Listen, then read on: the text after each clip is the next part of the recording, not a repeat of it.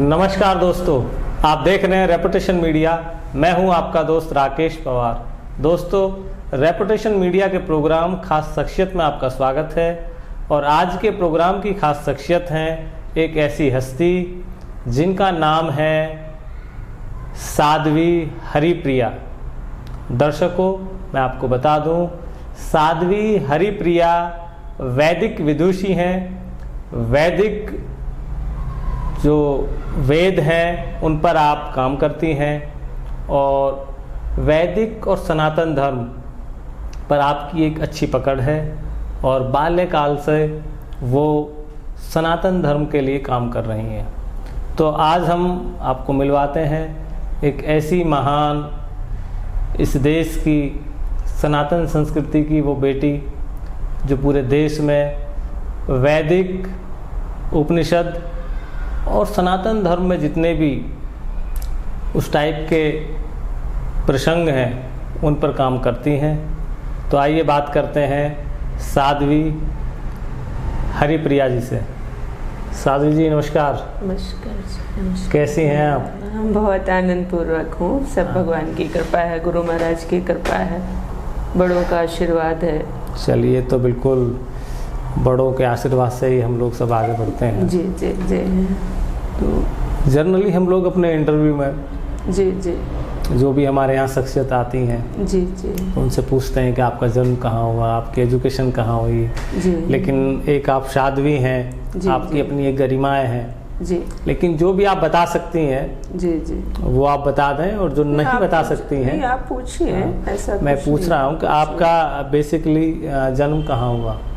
हमारा जो birth place है तो नियर कानपुर उत्तर प्रदेश। हाँ, कानपुर उत्तर प्रदेश। तो आपकी शिक्षा दीक्षा हमने BA तक किया और उसके बाद फिर हमने 5 वर्ष तक बनारस और वृंदावन में रह करके वेद, वेदांत, उपनिषद जी, ब्रह्मसूत्र, श्रीमद् भागवत महापुराण और रामचरितमानस और महापुरुषों की वाणियों का जो है अध्ययन किया। उसका भी हमने तैयारी की, 5 years मन लगा करके उस पढ़ाई लिखाई किया। आप तो जिस स्कूल में आपने जन्म लिया, जी, जिस स्कूल में आप पैदा हुए, जी, तो जनरली एक उम्र तक आप बड़े होते हैं, पढ़ाई करते हैं। जी। फिर अध्यात्म की तरफ आपकी जो रुचि है वो किस उम्र में और कैसे हुई, उसका कुछ बताना चाहेंगे? देखिए, रही पूजा पाठ करने की बात, तो हमारा बाल्यकाल से ही रुझान था। ऐसे मान लो जैसे कि प्रारब्ध पहले ही बनता है। प्रारब्ध पहले रचा, पीछे रचा शरीर। तो जो प्रारब्ध वशात था तो वो बीज पड़ा हुआ था, उसको सिर्फ उगना था जी। तो वो बाल्यकाल से ही उग गया हमारे अंदर। तो फिर कुछ जब हमने हाई स्कूल की पढ़ाई की, हमारा कंप्लीट हुआ हाई स्कूल, 10वीं क्लास पास किया, तो उसके बाद फिर कुछ ऐसी भगवान की कृपा हुई, उनकी अद्भुत लीला, अद्भुत चमत्कार तो नहीं कहा जा सकता है, उनकी कृपा ऐसी हुई कि जब उनका, जैसे श्रीमद् भागवत महापुराण में देवर्षि नारद जी को, जब वो प्रथम जन्म में दासी के पुत्र थे, संत लोग चतुर्मास कर रहे थे, संत लोग आए, उनका सानिध्य उनको प्राप्त हुआ। तो जब वो 4 महीने तक थे देवर्षि नारद जी अपने पहले जन्म में, तो जब 4 महीने तक संतों के संग में रहे तो उनको प्रभु का प्रेम प्राप्त हो गया। तो जब प्रभु का प्रेम प्राप्त हो गया, भगवान की याद में वो अपने भजन में रहते, भगवान का चिंतन, प्रेम हो जाता है तो सहज ही चिंतन होता रहता है, याद करनी नहीं पड़ती, बल्कि उसकी याद जाती ही नहीं है। प्रेम होने पर याद करने की ज़रूरत नहीं है, किसी को बताना पड़ता है कि जी आप कोई अपना घर नहीं भूलता, मकान नहीं भूलता, अपने पैसे नहीं भूलता, अपने बच्चों को नहीं भूलता, क्योंकि उनका वहाँ दिल लगा हुआ है, वहाँ वो उनसे प्रेम करते हैं। तो जब भगवान के प्रति हमारे दिल का अटैचमेंट हो जाता है, हमारा हृदय जुड़ जाता है, तो फिर याद करनी नहीं पड़ती, बल्कि याद जाती ही नहीं है। प्रेम ऐसा शब्द है जहाँ दो के लिए कोई गुंजाइश नहीं होती है। मतलब आपका मानना ये है कि आपका प्रारब्ध से ही इस तरफ का रुझान था, प्रारब्ध मतलब बचपन से ही आप इस तरफ? जी बिल्कुल बिल्कुल, हमारा मानना, हमारे साथ ऐसा ही हुआ है। भारत देश। और फिर आशीर्वाद, माता, पवित्र माता पिता मिले और गुरुजनों का आशीर्वाद मिला। आप सबकी शुभकामनाएं रही, चूँकि सीए राम में सब जग जानी, ईशावास्यमिदं सर्वम उपनिषद में आया। ईशावास्य उपनिषद में, उपनिषद तो साक्षात भगवान वेद ही है, तो बताया कि ईशावास्यमिदं सर्वम यत् किंचित जगत्याम जगत। कोई भी जगह ऐसी नहीं है जहाँ भगवान का निवास नहीं है, ब्रह्म का निवास नहीं है। कहते हैं बालू के एक कण के बराबर भी जगह ऐसी नहीं है जहाँ ईश्वर का निवास ना हो। यही साध्वी जी, मैं एक्चुअली अभी हम भारतवर्ष में रहते हैं जी, और यहाँ 21वीं सदी में आज भी जी बेटियों को उतना तवज्जो नहीं दी जाती जी। आप जिस परिवार से भी आई हैं, जिस कुल से भी आई हैं जी, और जब आपका प्रभाव एक अध्यात्म की तरफ बढ़ा जी, तो आपके परिवार में आपकी मदर फादर या जो भी लोग रहे होंगे, ठीक है, तो उनको समस्या तो। मैं जब हाई स्कूल पास की थी तो 15 वर्ष से लेकर के 18 वर्ष 3 वर्ष तक काफ़ी स्ट्रगल पूर्ण रहा। और जैसा समाज में होता है, समझाना बुझाना या कई प्रकार जितना जो कर सकता है तो उतना तो भरपूर किया हुआ। लेकिन जब भगवान की कृपा होती है तो फिर मंजिल मिल ही जाती है, पर थोड़ी कठिन रही, लेकिन हाँ परिणाम अच्छा रहा, जीत मेरी हो गई। मतलब आपकी लगन लगातार लगी रही तो फिर पिताजी लेकर के आए, वृंदावन में सेटल कर दिया। तो आपका जो प्रभाव था हाँ, वो कृष्ण भगवान की तरफ। हाँ, भगवान तो आपको वृंदावन वो छोड़ कर गए? सेटल कर दिया फिर मेरे को। हाँ, फिर जब समझ लिया कि अब हमारा तो कुछ नहीं है, ठीक है। और फिर जितना वो रोकते गए, फिर उनको ठाकुर जी ने दिखाया भी, कुछ ना कुछ दिक्कतों में आ गए, मुश्किलों में आ गए, तो लास्ट मतलब अंततोगत्वा उनको उन्होंने फिर हृदय से एक्सेप्ट कर लिया, करना ही पड़ा। हाँ, फिर कुछ समय तक फिर पिताजी माताजी आते रहे। अभी कितना समय आपको हो गया ये सारा अपना सामाजिक जीवन में? मेरे को ऐसे हो गया 18 वर्ष हो गया, बाल्यकाल में ही आ गई थी ना, बताया ना। 18 वर्ष के जीवन में तो पूर्ण विरक्ति हो गई थी। तो साध्वी जी, आप वैदिक संस्कृति पर कार्य कर रही हैं। हाँ, लगता है, ऐसा लगता है मन में कि कुछ अलग होना चाहिए। तो वैदिक हमारी जो युवा पीढ़ी है अच्छा, हमारी जो युवा पीढ़ी है, आज का जो यूथ वर्ग है, उसके लिए हमें देख रहे हैं कि उसको सब कुछ आता है, बहुत बढ़ गया।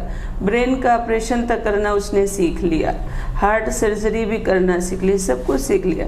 लेकिन उसी ब्रेन को खुश कैसे रखा जाए, प्रसन्न कैसे रखा जाए। मटेरियल लाइफ में तो खूब निपुण हो गया, लेकिन जब स्पिरिचुअल लाइफ की बात आती है, आध्यात्मिक जीवन की जब बात आती है, तो मस्तिष्क इतना विकसित नहीं है। तुम उनसे पूछो कि तुम्हारे किस धर्म में हो, तो किस धर्म में हो बता देंगे। तुम्हारे धर्म का ग्रंथ क्या है, तो कोई कहता है गीता है, कोई कहता है रामायण है।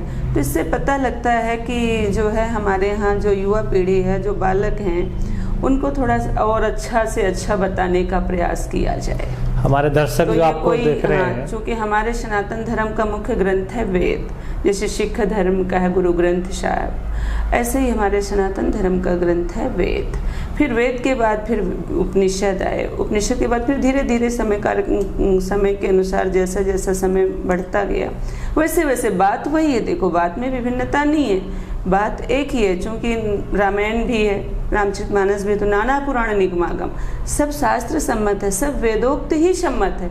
लेकिन जो समझने का तरीका है वो थोड़ा सा अलग हो रहा है, तो उसको थोड़ा सा बताने के समझाने की आवश्यकता है सनातन धर्म को में। तो सनातन धर्म में जो वेद हैं, आई थिंक 4 वेद, वो एक ही वेद को 4 भागों में किया गया है। वैसा ये भगवान की श्वास है, हस्तलिखित नहीं है। स्वयं ब्रह्मा जी के श्वास से, भगवान विष्णु के श्वास से प्रकट हुआ सृष्टि वर्णन। जब सृष्टि का निर्माण चल रहा था तो स्वयं भगवान विष्णु के श्वास से प्रकट हुए हैं वेद भगवान। फिर इसी वेद को स्वयं भगवान नारायण ने ब्रह्मा जी को दिया और ब्रह्मा जी ने उसी ज्ञान के द्वारा सृष्टि की। तो अभी हमारे दर्शक जो आपको देख रहे हैं जी, जैसे आपने कहा कि वेद के बारे में कम जानते हैं नई जनरेशन के लोग, और इवन मैक्सिमम मैं कहूँ किसी भी जनरेशन के। मैंने देखा, मैंने पूछा, जो पढ़ने लिखने वाले बच्चे हैं बड़े, हमने उनसे पूछा बेटा तुम्हारा धर्म कौन सा है, तो कुछ बताते हैं। हमने कहा बोला करो हमारा वैदिक धर्म में जन्म हुआ है, सनातन धर्म में जन्म हुआ है। हम पूछते हैं आपका ग्रंथ क्या है आपके धर्म का, तो कहेंगे रामायण है, भागवत है, ऐसे करके बोलते हैं। तब उनको बताना पड़ता है कि आपके धर्म का जो मुख्य ग्रंथ है वो भगवान वेद है, वेद भगवान है। जो आपकी परंपरा चालू हुई है वेद से चालू हुई है, आज का नहीं है, सनातन पुरातन है। तो वेद का कोई प्रसंग आप बताएंगे कुछ? वेद क्या है, मतलब वेद जो है जब से सृष्टि बनी है तब से वेद हमें दिखाता है कि आप वेद में भेदभाव के लिए कोई स्थान नहीं है जी। आप आनंद स्वरूप हैं। आप जिस आनंद की खोज कर रहे हैं, जिस परमात्मा को आप एक जगह देख रहे हैं वो एक जगह नहीं है, वो सर्वव्यापक है, सर्वदा है और सब में है। अहमेवा समेवाग्रे नान्यद यद सत्सत परम पश्चात अहम यदे तच यो वशिष्येत स्वस्म हम। भगवान बोले सृष्टि के पूर्व में मैं ही था, सृष्टि के मध्य में भी मैं ही हूँ और सृष्टि के अंत में भी मैं ही हूँ, और बीच में जो भी कुछ दिखाई पड़ रहा है इसे ही मेरी माया जानो। जो कार्य जो समय के अनुसार जो बनता है बिगड़ता रहता है और जीव उसी में ही लगा रहता है, उसी में ही लगा रहता है। किस कारण से लगा रहता है? अज्ञान के कारण से। मुझे बताइए कि दो चीजें हैं, काल और महाकाल जी। काल की जितनी मुझे जानकारी काल ये समय, हम जिस समय में बैठे हैं ये काल ही तो है, ये काल ही है, समय को ही काल कहा जाता है। और काल का जो प्रभाव है जी वो सभी मानव जीवन पर पड़ता है, मतलब वो उसी के प्रभाव, चाहे पास्ट हो, चाहे बीता हुआ काल हो, चाहे वर्तमान हो। काल का जो प्रभाव है वो अपनी तरफ खींचता है, महाकाल का प्रभाव अपनी तरफ खींचता है। कोई आत्मा महाकाल से मिलना चाहती है, काल उसको दूसरे डायरेक्शन में ले जाता है। तो इस काल और महाकाल की जो बीच की दूरी है, या जो वो काल और महाकाल के बीच में, ये हम देखें कि हमने पकड़ा किसको है। ये अगर हम जगत को प्रकृतिस्थ हो रहे हैं, मैं समझ गई आपकी बात को, अगर हम प्रकृतिस्थ हो रहे हैं तो हम काल की तरफ ही जाएंगे, और हम प्रकृति की तरफ ना रह करके हम आध्यात्मिक हैं, हम स्पिरिचुअल हैं, हमारे पास धर्म का बल है, वैराग्य का बल है, भजन का बल है, सत्कर्म का बल है, सेवा का बल है। तो महाकाल हमें महाकाल की शक्ति अपने आप प्राप्त हो जाएगी और हम महाकाल की तरफ हम अपने आप खिंच जाएंगे, हमारी चित्तवृत्ति उधर खिंच जाएगी। अब ये हमें देखना है कि हमने अपने अंदर प्रवेश कितनी मात्रा में किसको दे रखा है। यदि हमारा जो है मानना हमारा ऐसा है कि यदि हमने अपना प्रवेश अध्यात्म में अधिक रखा है तो हमें सुप्रीम पावर का बल प्राप्त हो जाएगा, परमात्मा की शक्ति में प्राप्त हो जाए, हम उस तरफ खिंच जाएंगे। और यदि हमने अपने मन को रजोगुण में लगा रखा है, संसार में लगा रखा है, तो फिर हम संसार हमें अपनी तरफ खींच लेगा। हम उस परम सत्ता के से। अगर मैं एक सेंटेंस में पूछूं जी, दुख क्या है? दुख अज्ञान ही सबसे बड़ा दुख है। अज्ञान तो है, हाँ। लेकिन अज्ञान में बहुत सारी चीजें हैं, क्योंकि अज्ञान एक वर्ड से सेंटेंस अंधकार है तब तक आप सुख की कल्पना कैसे कर सकते हो? तो अंधकार से प्रकाश की तरफ कैसे आए? अंधकार से प्रकाश की तरफ अपना वेदोक्त ज्ञान को अपने जीवन में धारण करो।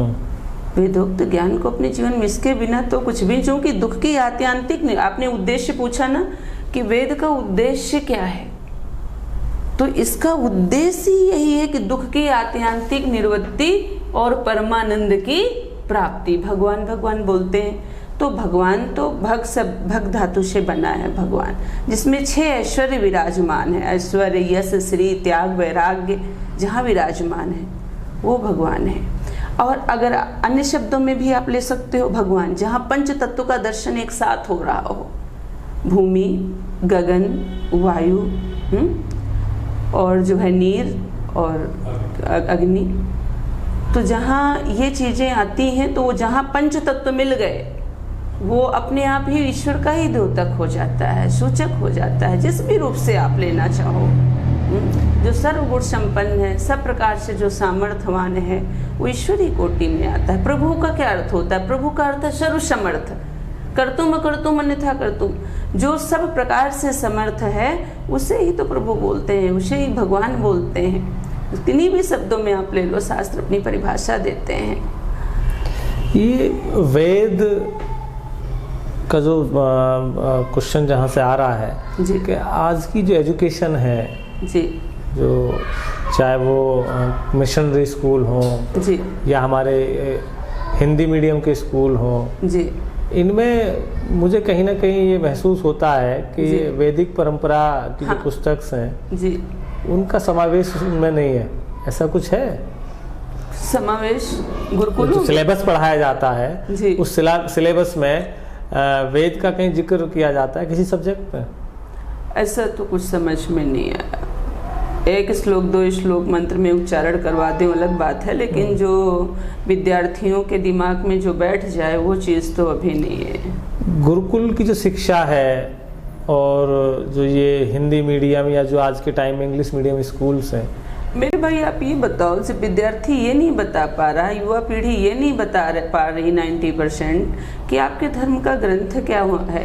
जब उनको पढ़ाया नहीं जा रहा हाँ, या उनको हाँ, बताया नहीं जा रहा हाँ, तो बताएंगे कहाँ से? यद्यपि वो वेद की ही बातें हैं, उपनिषद में भी, गीता में भी, रामायण में भी, लेकिन जो है वो बोलना चाहिए, वो बोलना चाहिए। इसलिए वैदिक सनातन संस्कृति पे जो है, सत्य सनातन संस्कृति इस समय बहुत आवश्यक है, और जब तक ये नहीं आएगी तब तक हमें नहीं लगता कि दुख जाएगा मानव का, क्योंकि दुख तो ये है। वैदिक संस्कृति को महर्षि दयानंद, स्वामी विवेकानंद, ये 2 एक ऐसे युग पुरुष हुए जिन्होंने उस पर ज़्यादा हाँ, फोकस किया। जी जी। लेकिन मैं देखता हूँ कि आर्य समाज के अंदर भी कई ऐसी विचारधाराएं हैं, या तो वो अज्ञानता की वजह से हैं या कम ज्ञान की वजह से हैं, कि मैं बहुत क्रूतियाँ उसमें भी देखता हूँ। शायद आप भी उससे फेस करती होंगी। आर्य समाज का तात्पर्य है श्रेष्ठ समाज। जी। स्वामी दयानंद जी महाराज एक सुदृढ़ और एक अच्छे व्यक्तित्व का और अच्छे वेदोक्त ढंग से व्यक्ति का मस्तिष्क परिपक्व हो जाए।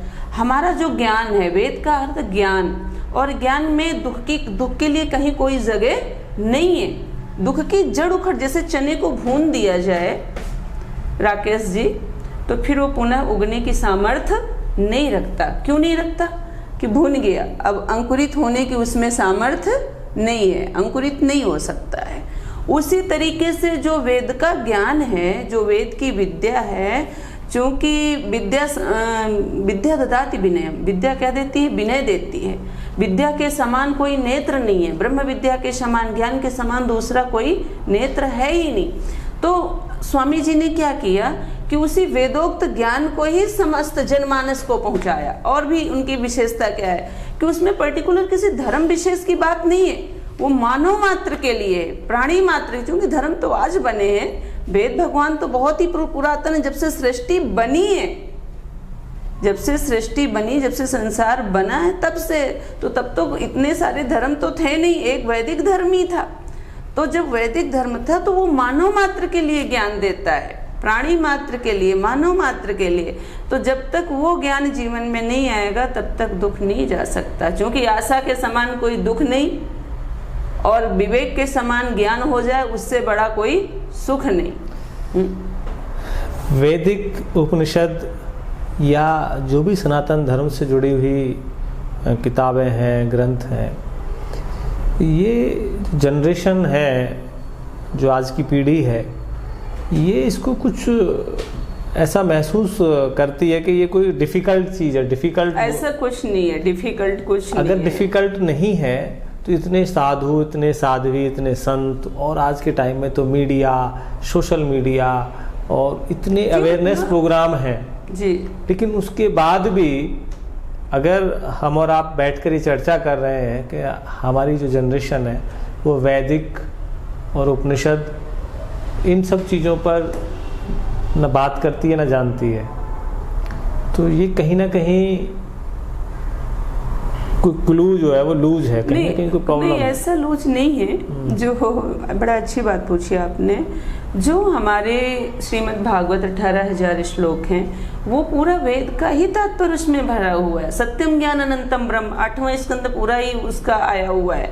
जगह जगह पर वेद के सूत्र दिए गए हैं, जगह जगह वेद के सूत्र उसमें आए हुए हैं, मंत्र आए हुए हैं जगह जगह। आधे आधे मंत्र कहीं हम पढ़ते हैं तो हमें दिखाई पड़ता है, और उपनिषद में उसमें। लेकिन हाँ, ये थोड़ा सा जब तक वेद लगाया नहीं जाएगा तब तक थोड़ा समझ में कम आएगा। इसलिए ये भगवान व्यास जब भगवान का अवतार हुआ वेदव्यास के रूप में, तो उन्होंने ही उसको भाग किया। फिर उसके बाद उन्होंने ही वहाँ से भागवत का निर्माण किया है द्वापर युग में आकर के। तो सतयुग में की बात है, द्वापर युग में श्रीमद् भागवत का निर्माण हुआ है ना, उन्होंने रचना की है वेदव्यास जी महाराज ने, और श्री सुखदेव जी महाराज को पढ़ाया। तो जो बताया जा रहा है ऐसा नहीं है कि वो वेद से बाहर है। हम ये कभी त्रुटि नहीं करना है कि जो भी कुछ हमें सुनाया जा रहा है, बताया जा रहा है, ये वेद से बाहर नहीं है, लेकिन इतना समय होना चाहिए जो पर्याप्त बताया जा सके। समय जो सुनाया जा रहा है, समय 3 घंटे का होता है, 2 घंटे का होता है, तो उसमें जो आचार्य जन हैं, जो व्यास हैं, वो यही बताने का प्रयास करते हैं कि जितनी सरल भाषा में भक्तों को समझाया जा सके उतना ही अच्छा है। लेकिन जो ज्ञान दिया महापुरुषों ने दिया, गोस्वामी जी महाराज, तुलसीदास जी ने, कबीरदास जी ने, सूरदास जी ने, भगवान शंकराचार्य ने, शंकरम शंकराचार्य केशवम बादरायणम, तो जो स्वयं शंकर के ही अवतार थे शंकराचार्य जी महाराज, कितना सुंदर अद्वैत मत को लेकर के आए हैं, एको ब्रह्म द्वितीयो नास्ति। उसके बाद स्वामी श्री अपने दयानंद जी महाराज कितना सुंदर उपदेश दिया, लौटो वेदों की ओर। तो आखिर बहुत कुछ तो देखा होगा ना, तो उन्होंने कोई मूर्तियों का खंडन नहीं किया। आर्य समाज क्या है? आर्य समाज माने श्रेष्ठ समाज, एक अच्छे व्यक्तित्व का धनी समाज, एक अच्छे व्यक्तित्व का, एक अच्छे ज्ञान से भरा हुआ मस्तिष्क। उनका कहना यही था कि दुख तुमने क्यों ओढ़ रखा है? दुख नाम की कोई वस्तु ही नहीं है। आप प्रकाश की ओर आओ, ज्ञान की ओर आओ, अज्ञान की निवृत्ति करो। अज्ञान में तुम राग, द्वेष, ईर्ष्या, मद, मत्सर में क्यों उटके पड़े हो? अपने धर्म की ओर चलो। अपने जहाँ से तुम्हारी शुरुआत हुई है उसको क्यों भूल गए हो? जहाँ से आपका प्रारंभ है, बिगिन पीरियड जो है आपका, आप उधर चलिए, वेदों की ओर लौटो। आप अपनी दिशा विहीनता की ओर जा रहे हो, इसलिए कुछ भी कर लो। न चंद्र से सुखम किंचिन न सुखम चक्रवर्ती न सुख मस्ति विरक्त मुनैर कांत जीवना। अगर आपको पूरी पृथ्वी का राजा बना दिया गया तो भी पूर्णतः है आप सुखी नहीं हो सकते, क्योंकि संसार में सुख नाम की कोई वस्तु ही नहीं है, कोई वस्तु नहीं। तो ना सुख तो इंद्र को है, अगर वो भी इस ज्ञान से रहित है तो देवराज स्वर्ग में देवराज इंद्र को भी सुख नहीं है। न चंद्र सुखम न किंचन चक्रवर्ती ना, चक्रवर्ती सम्राट को भी आनंद है। तो सुख किसको है? सुख मस्ति विरक्त मुनैर कांत जीवना। सुख उसी को है जिसने सारा संसार ब्रह्ममय है। अगर आप सगुण उपासक हो तो ऐसा मान लो सारा संसार, जितने भी प्राणी मात्र हैं, सब उसी परमात्मा के रूप हैं, सभी परमात्मा के रूप हैं। तो इस शरीर से, जो हमें शरीर मिला है, इस शरीर से सबकी सेवा करना हमारा धर्म है। ये क्या है? हमारा धर्म है, इस शरीर से सबकी सेवा करना। सब रूप में प्रभु ही प्रकट है। और प्रेम किससे करना है? प्रेम परमात्मा से करो। यदि सगुणोपासक हो तो आप भगवान नारायण को मानते हो, शिव जी को में आपकी श्रद्धा है, गणेश भगवान में श्रद्धा है, राधा कृष्ण में श्रद्धा है, जहाँ आपका मन है वहाँ आपका मन लग जाएगा। और अगर आप निर्गुण निराकार को मानते हो तो अपने आत्मस्वरूप का बोध प्राप्त कर लो, तो बात दोनों तरीके से बन जाएगी।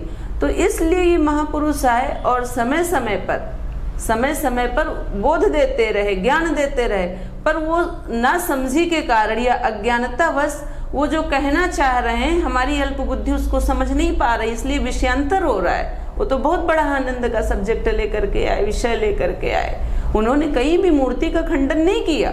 आप मंदिर में जाते हो, भगवान को पूजो, क्योंकि जब तक हृदय में प्रेम नहीं होगा तब तक मूर्ति से भी प्रेम नहीं होगा। पहले हृदय में प्रेम होता है, तभी हम भगवान को ला करके आते हैं, मंदिर विराजमान करते हैं। क्योंकि नेत्रों का गुण क्या है? रूप। नेत्र का विषय है रूप। तो जब हम भगवान का ध्यान करते हैं तो नेत्रों को टिकाने के लिए भी कोई जगह होनी चाहिए। तो जो रूप हमारे हृदय में होता है उसी रूप को हम भगवान में मंदिर में विराजमान करते हैं, और उसी के द्वारा हम उनका चमत्कार भी देखते हैं, लीला भी देखते हैं। आपको लगभग 17 साल हो गए जी। देश के कोने कोने में जाकर आपने वैदिक परंपरा पर बात की होंगी जी, लोगों से चर्चा जैसा देश काल परिस्थिति रही। हाँ, कितने लोगों को आप गीता, भागवत, कितने लोगों को आप वैदिक परंपरा से जोड़ पाए? ऐसा कुछ अब लोगों की तो इस मार्ग में गिनती नहीं होती है। नहीं, फिर भी एक जर्नल ये रहता है कि भाई हम लोग इतने लोगों को जहाँ हजारों की संख्या में लोग आते हैं, और कितने तो प्रत्यक्ष आते हैं, कितने अप्रत्यक्ष आते हैं। हमें आपको लगता है कि 5000 लोग बैठे हैं, 2000 लोग बैठे हैं, हमें नहीं, ऐसा हमें कभी नहीं लगा कि कोई जगह खाली रहती हो, क्योंकि कुछ ऐसे कुछ दिखाई पड़ते हैं और कुछ दिखाई नहीं पड़ते हैं। दिव्य आत्माएं, विमलात्मा, अम्लात्मा, सब प्रकार की आत्माएं इस ब्रह्मांड में हैं। हमारी इन चरम चक्षुओं की तो एक सीमित दायरा है देखने का, एक लिमिट में ही देख सकती हैं। पर जो आध्यात्मिक चक्षु होते हैं, भगवान की कृपा से प्राप्त जो विवेक का नेत्र होता है, भक्ति का जो नेत्र होता है, भक्ति के भाव से ज्ञान के द्वारा बहुत कुछ दिख जाता है। इसलिए ये गिनती कर पाना ही संभव नहीं है, क्योंकि रोम रोम प्रति लागे कोटि कोटि ब्रह्मांड, भगवान का ऐसा प्रभाव है। तो ये गिनती कर पाना, तो 18 साल का जीवन आप खुद स्वयं विचार कर सकते हैं। और गिनती करके हम छोटा क्यों करें, छोटा क्यों करें। जो भी समय आपका रहा है जी, अपने आप को कहाँ पाते हैं अभी? एक आध्यात्मिक एक यात्रा होती है। फिर भी संतुष्ट हूँ, फिर भी संतुष्ट हूँ। और मेरे नाथ मेरी नैया भव पार लगा देना, वो अब तक तो निभाया है, आगे भी निभा लेना, ये तो स्वतः के लिए। और सर्वे भवन्तु सुखिनः, सर्वे सन्तु निरामया, सभी सुखी हों। और सुखी एक ही भगवान से प्रार्थना होती है, हे प्रभु सबको सद्विवेक दो, सबको वेदोक्त ज्ञान दो, सबको वो। हमारे जो दर्शक हैं, जो आपको देख रहे हैं जी, इनको आप क्या कहना चाहेंगे वैदिक परंपरा पर, वैदिक संस्कृति पर क्या संदेश देना चाहेंगे? हम संदेश यही देना चाहेंगे कि अपने मूल में जाएं। मैं सोचती हूँ एक दुख दूर हो गया, हमने बता दिया ये कर लो आपका ये दुख दूर हो जाएगा, वो दुख दूर हुआ, हमने पूछा आप पूर्ण सुखी हैं, दूसरी समस्या आ गई, फिर कुछ सलूशन निकला, चलो ठीक हो गई, हाँ वो प्रॉब्लम ठीक हो गई। जो भी कुछ था, घर में कष्ट था, कोई बीमारी थी, कोई दुख था, बीमारी आई, डॉक्टरों ने ठीक कर दिया, कोई संकट आया, भगवान की कृपा ने ठीक कर दिया, कोई बाल बाल बच गया, किसी ने धार्मिक अनुष्ठान करा लिया, ठीक है ठीक हो गया। पर ये आखिर कब तक चलता रहेगा? एक बार ठीक होते हैं, फिर दूसरी समस्याओं से ग्रसित हो जाते हैं, फिर कुछ दिन ठीक रहता है, फिर तीसरी समस्या। तो हम कहते हैं कि आप तो ठीक हो जाते हो, फिर भी ठीक होने लगते हो, आखिर ये कब तक चलता रहेगा, मरणोपरांत? और भी एक बात देखो राकेश जी, अगर प्राण रहते हुए, शरीर में प्राण रहते हुए यदि आप तृप्त हो गए तो आप मुक्त हो गए, क्योंकि आनंद उस जो मोक्ष का मोक्ष कहते हैं, जीते जी मोक्ष हो जाएगा, जीते जी उस आनंद की प्राप्ति हो जाएगी। लेकिन कब? जब आपकी इच्छाएं अब मैं पूर्ण हो चुका, अब भगवान ने तृप्त कर दिया, खूब देख लिया, खूब घूम लिया, खूब अपना खा पी लिया, अब क्या यही करते रहेंगे सारे जीवन? अब मैं तृप्त हो गया, अब मुझे कुछ शेष करने और पाने की कोई ज़रूरत नहीं है। अब बताओ, ऐसे व्यक्ति का आनंद कोई छीन सकता है? आप तृप्त हो जाओ, आज मैं तृप्त हूँ, मुझे कुछ करने की ज़रूरत नहीं है, तो ईर्ष्या भी चली गई, राग भी चला गया, द्वेष भी चला गया, मद मत्सर, किसी चीज़ के लिए कोई स्थान नहीं है, सारी जड़ ही वासना है। और ये वासना कब छूटेगी? वासना भगवत प्रेम से ही छूटेगी, भगवान के भजन से ही छूटेगी, सत्कर्म से छूटेगी, अपनी कर्तव्य परायणता से छूटेगी, दूसरा कोई जगह। क्योंकि शरीर समाप्त हो जाता है, इच्छा नहीं समाप्त होती है। तो जब इच्छा कब समाप्त होगी? जब धर्म जीवन में करोगे। और धर्म का फल क्या है? धर्म ते बिरति जोग ते ज्ञाना, ज्ञान मोक्ष प्रद वेद बखाना। तो ज्ञान को मोक्ष प्रद कह दिया गया, ज्ञान को मोक्ष क्यों बताया गया? कि ज्ञान स्वयं में प्रकाश है, और जहाँ ज्ञान हो गया अविद्या समाप्त हो जाएगी, अंधकार में गिरने का खतरा है, प्रकाश में कोई नहीं गिरेगा अगर नेत्रों में कोई दोष ना हो तो अज्ञान के कारण से हम दुखी हैं। तो बोले आप धर्म के मार्ग पे चलो, है धर्मो रक्षत रक्षिता, जो धर्म की रक्षा करता है धर्म उसकी सदा रक्षा करता है। तो धर्म क्या है? अपने कर्तव्य का पालन ही सबसे बड़ा धर्म है। ये महत्वपूर्ण नहीं कि कौन किस वस्त्र में है, कौन कहाँ बैठा हुआ है किस आसन पे, उसका कार्य क्या है और वो कितनी निष्ठा और ईमानदारी के साथ अपना कार्य कर रहा है, ये महत्वपूर्ण है। तो जब आप अपने कर्तव्य का पालन करोगे तो स्वतः वो धर्म बन जाएगा। तो उसका फल क्या होगा? उसका फल आपको किसी से लेने की जरूरत नहीं है हमारे को। तो धर्म ते विरति, धर्म से वैराग्य हो जाएगा। फिर जब वैराग्य आते ही हम न्यायपूर्वक जीवन जिएंगे। माता के प्रति क्या कर्तव्य, पिता के प्रति क्या कर्तव्य है, गुरुजनों के प्रति क्या कर्तव्य है, राष्ट्र और समाज के प्रति हमारा क्या कर्तव्य है। फिर व्यक्ति थोड़े में सीमित नहीं रहेगा, फिर सारा ब्रह्मांड उसको अपने जैसा दिखाई पड़ने लगेगा। तो धर्म से वैराग्य हो जाएगा। और विरति ते ज्ञाना, और जैसे ही आप वैराग्य में गए, वैराग का मतलब नहीं कि कमंडल लेकर के चल दिया, जहां आप हो अपने कर्तव्य को आप भगवान की पूजा मान करके करो तो वो क्या दे देगा, ज्ञान प्राप्त हो जाएगा। और ज्ञान तो मोक्ष का स्वरूप है, आनंद का स्वरूप है। तो दुख की जड़ अपने आप नष्ट हो जाएगी।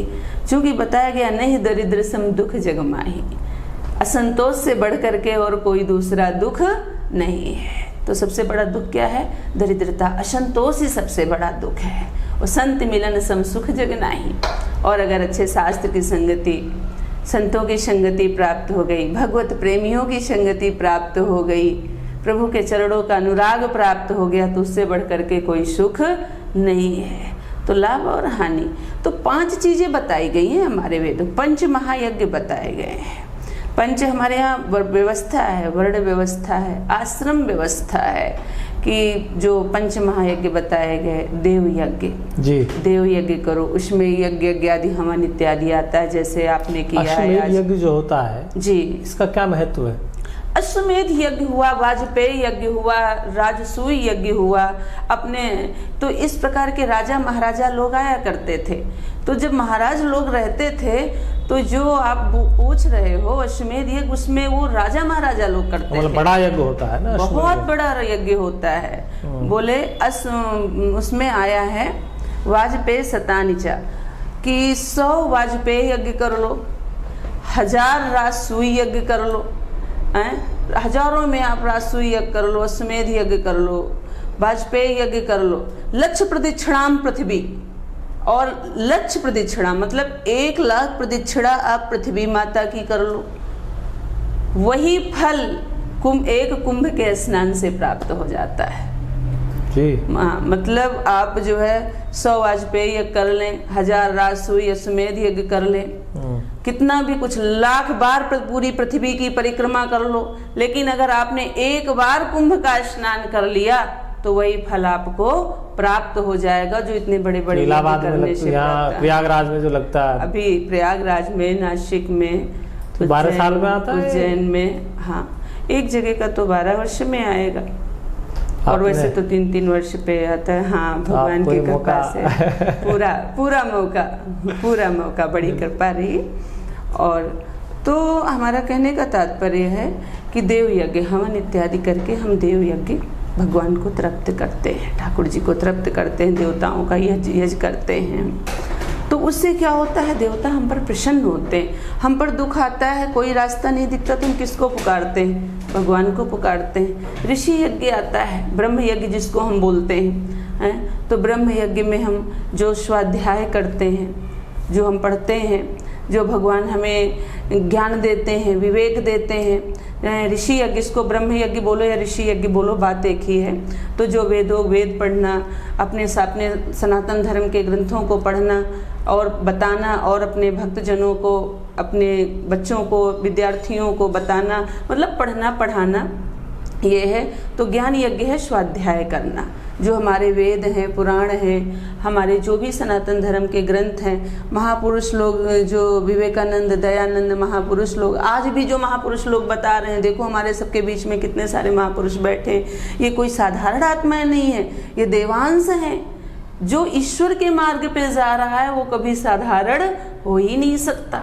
आप सब, ये परमात्मा की बड़ी कृपा है। उसके बाद अतिथि यज्ञ, जो आज आपके यहाँ आया है उसको अतिथि देवो भवः, इस भावना के साथ उसकी सेवा करो।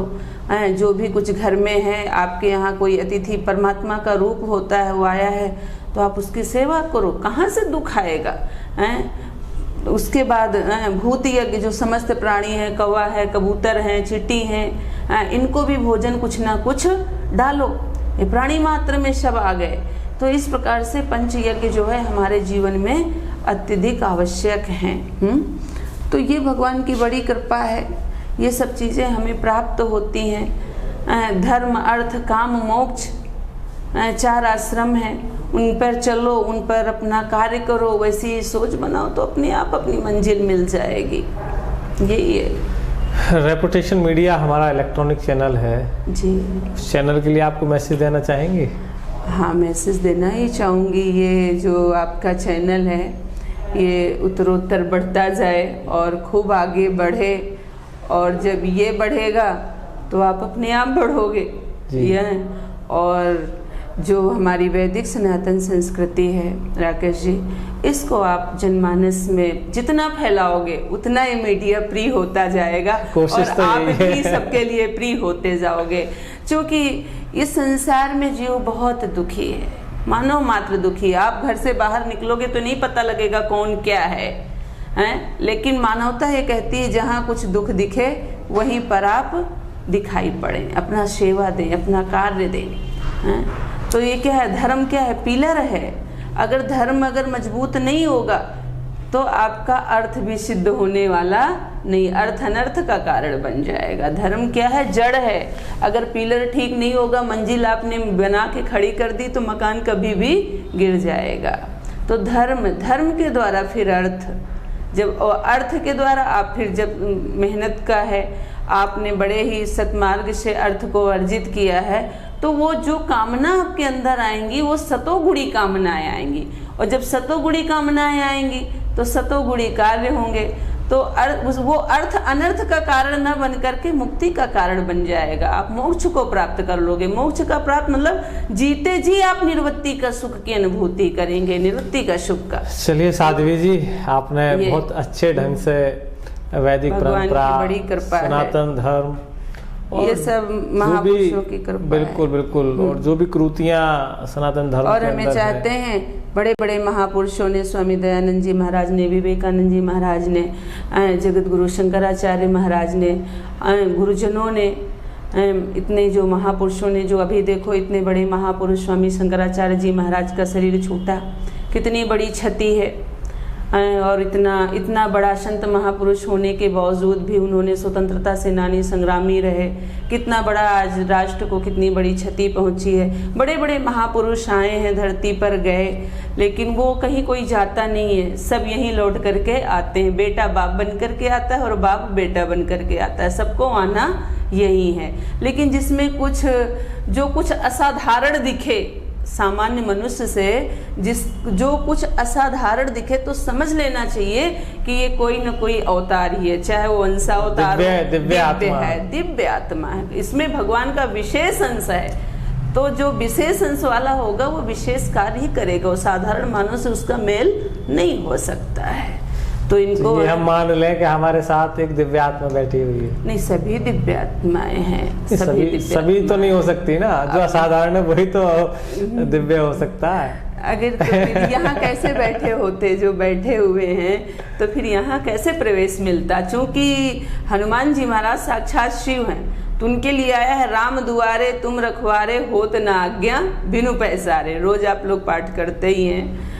तो उनके मतलब उनकी कृपा के बिना, प्रभु की कृपा के बिना किसी को प्रभु के दरबार में प्रवेश नहीं मिलता है। तो चाहे वो यहाँ के प्रभु हों, चाहे वहाँ के प्रभु हों, जिससे जिसका काम पड़ता है वो उसके लिए परमात्मा का रूप। तो कहना आपका ये है कि बिना प्रभु की कृपा से किसी का उद्धार नहीं हो सकता।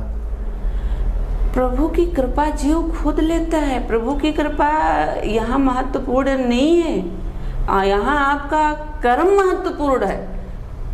कर्म अपने कर्मी के चेहरे को पहचान लेता है, चाहे 100 जन्म ही क्यों ना बीत जाए, कर्म कभी नहीं छोड़ता। इसलिए कई बार भगवान ने, कृष्ण ने अर्जुन को गीता में कहा है, पार्थ स्वल्पमप्यस्य धर्मस्य त्रायतो महतो भया। तू मेरी तरफ मत देख, अपने कर्तव्य कर्म की ओर देख।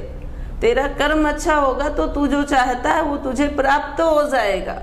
इसलिए अपने धर्म का किया गया थोड़ा सा भी आचरण मनुष्य के जो महान भय है, जन्म और मृत्यु की भय से रक्षा कर लेता है, तो साधारण जो समस्याएं ये तो कब समाप्त हो जाएंगी पता भी नहीं लगेगा। या तो ऐसी बुद्धि प्राप्त हो जाएगी, ऐसा कहने जा जाएगा, इतना साहस हृदय में आ जाएगा कि समस्याएं समस्या जैसी लगेंगी ही नहीं। जीव को ज्ञान हो जाएगा, इसमें भी सार नहीं है, तो एक रोल है प्ले कर रहे हैं संसार के मंच पे। चलिए विदुषी जी, विवेक के साथ रहेगा। ये तो बड़ा लंबा विषय है, अगर हम लोग और 2-3 घंटे बैठे रहे तो ये चलता रहेगा। नहीं, भगवान की कृपा समय का है। थोड़ा अभाव है, ये चर्चा भी हमें यहीं रोकनी होगी। आपने बहुत शानदार तरीके से ये सारी चीजें हमारे दर्शकों गुरु को महाराज की समझाई, कृपा बताई। है, बड़ों का और- आशीर्वाद है, माता जी पिता जी का। बिल्कुल, उसके बिना कुछ होता नहीं। तो दर्शकों, आज हमारे प्रोग्राम में हमारे साथ थी विदुषी हरिप्रिया जी। बहुत शानदार तरीके से उन्होंने वैदिक परंपरा, सनातन धर्म और तमाम बातों पर चर्चा की और बहुत अच्छे तरीके से समझाया। मुझे आशा है कि आप इस प्रोग्राम के माध्यम से लाभान्वित होंगे और इस प्रोग्राम को जो भी आपके युवा हैं, युवती हैं, जो वैदिक परंपरा से अभी अनजान हैं, अछूते हैं, उनको ये आप प्रोग्राम दिखाएंगे और सनातन धर्म का प्रसार प्रचार इस प्रोग्राम के माध्यम से करेंगे। तो दर्शकों, आज के प्रोग्राम में बस इतना ही। आप देखते रहें रेपुटेशन मीडिया। मैं हूं आपका दोस्त राकेश पवार। मिलते हैं फिर किसी नई वीडियो में किसी नई हस्ती के साथ। नमस्कार।